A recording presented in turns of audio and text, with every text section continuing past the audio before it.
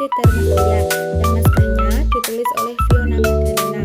Film tersebut diangkat dari cerita novel yang ditulis oleh Sri Pujiastuti dan novel tersebut diterbitkan oleh Abad Media Cakrawala.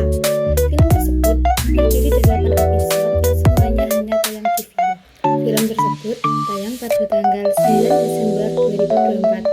Akan tetapi, cerita dalam novel tersebut sudah ditulis sejak 2023.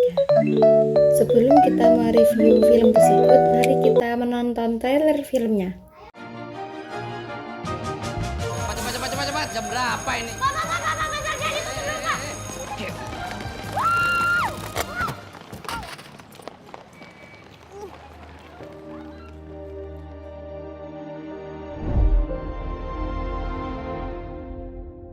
Hai semuanya. Hai. Gue tuh pengen banget jadi Besti Karang. Kalian approve kan? Approve. Lo tuh penuh misteri banget. Sama kayak otak lo. Misterius banget. Padahal kerjanya cuma tidur doang. Tapi paham sama pelajaran. Kalau lo nggak ngejawab gue bakal ngikutin lo terus. Kemanapun lo pergi.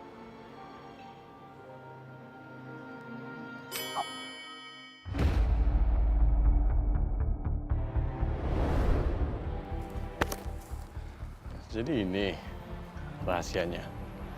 Ingin lo belajar juga, Gi. Lo asah tuh otak lo biar ada isinya. Maksud lo apa? Cegil nggak tahu diri yang selalu ganjen sama cowok gue. Ceret, flag. Anak itu cuma butuh sedikit perhatian dari kamu. Tapi aku nggak sudi, Mas. Darahku mengalir di tubuhnya. Dia anak haram. Aku nggak mau jadi ibunya.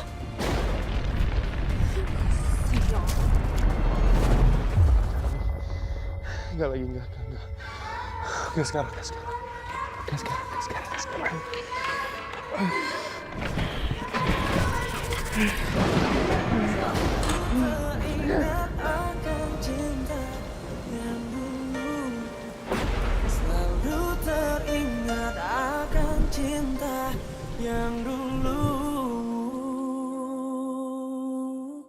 Karang itu emang kadang bisa jadi karang, kadang bisa jadi karang yang lainnya juga, yang nggak kenal sama lo.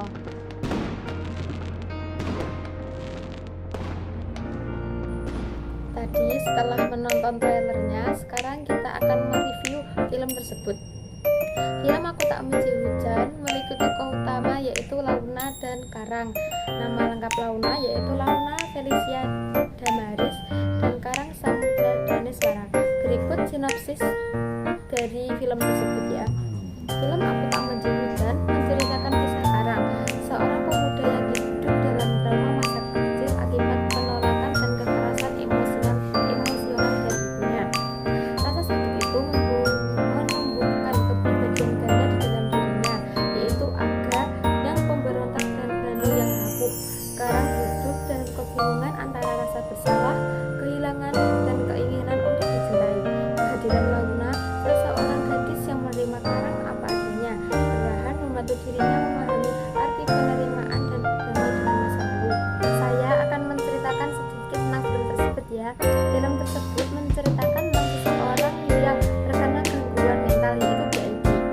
Cerita singkatnya yaitu pada awalnya Launa merupakan siswi dari sekolah Karang. Dengan tidak sengaja ternyata Launa itu satu kelas dan satu bangku sama Karang. Dan pada hari pertama ternyata Launa sudah diberi tugas oleh gurunya, dan tugas itu dikerjakan secara berkelompok yaitu satu bangku. Dan dia mulai kebingungan, kan dia anak baru dan tidak tahu apa-apa. Kemudian suatu hari tugas itu dibagikan, dan yang paling membuat Launa terkejut adalah bahwasanya tugas kelompok dia dan Karang mendapatkan nilai yang paling bagus sekelas. Launa pun mulai terheran-heran kepada Karang karena di kelas Karang selalu tidur, akan tapi ia bisa mengerjakan tugas dengan nilai yang bagus. Setelah itu Launa ingin mencari tahu lebih dalam tentang Karang, dan ternyata Karang mempunyai masa lalu yang kelam. Ia terkena gangguan mental DID atau Dissociative Identity Disorder atau kepribadian ganda. Dia terkena DID karena trauma, dan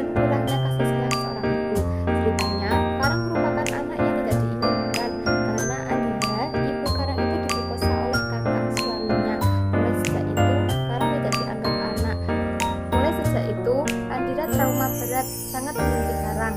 Padahal Karang juga ingin diberi kasih sayang seperti adiknya. Sejak kecil, Karang selalu dikasari oleh Andira. Salah satunya, Karang pernah dikunci di gudang dalam keadaan gelap gulita dan sedang hujan petir. Andira juga beranggapan bahwasanya Karang anak pembawa sial yang akan merusak reputasi bisnisnya. Mulai saat itu, Karang mengalami gangguan mental DID atau kepribadian ganda. Setiap Karang mendengarkan petir, ia akan takut, cemas, dan khawatir. Memori peristiwa yang dahulu teringat dalam pikirannya.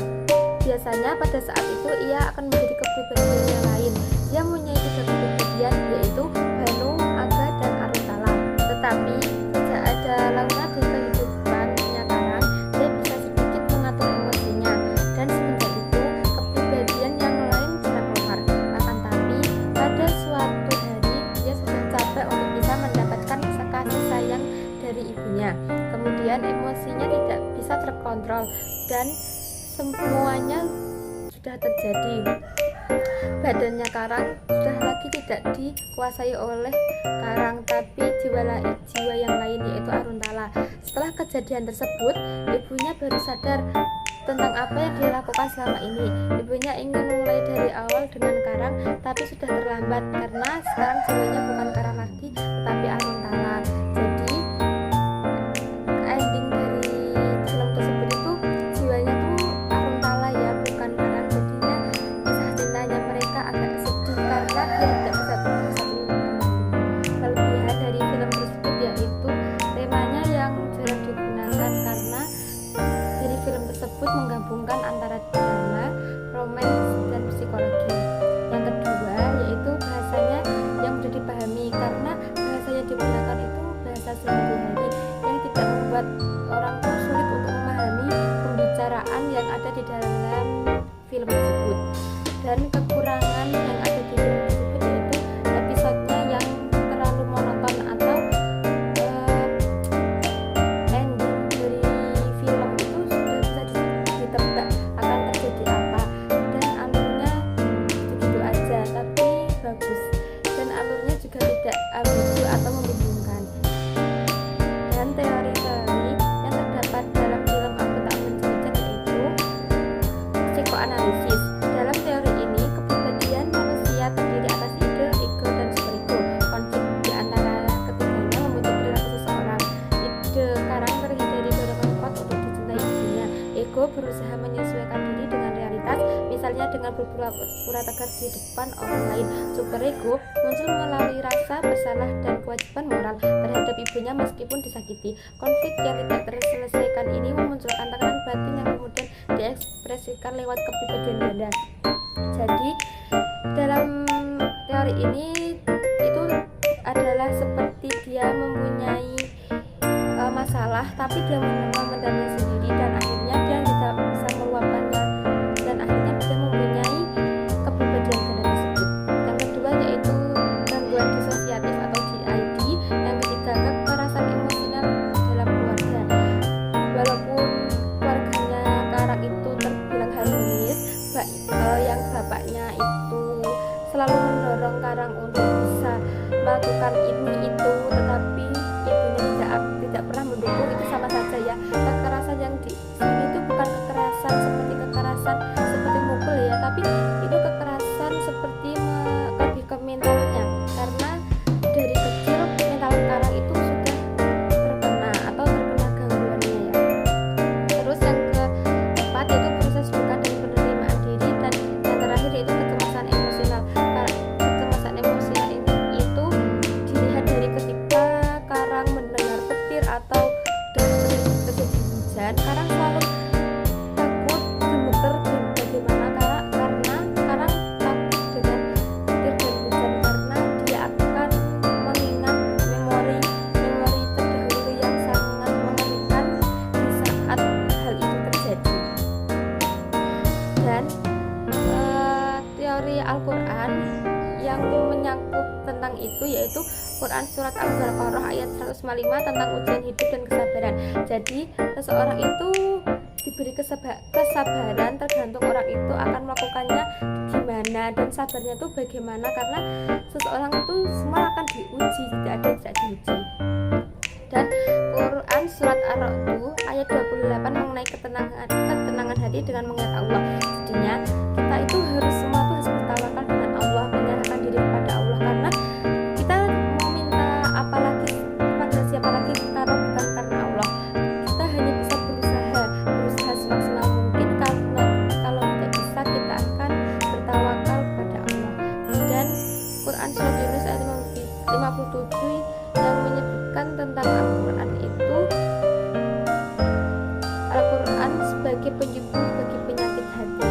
Jadi Al-Quran itu sebagai penenang, penyejuk, dan pengobatan alami yang bisa kita lakukan. Sekian dari saya. Bila ada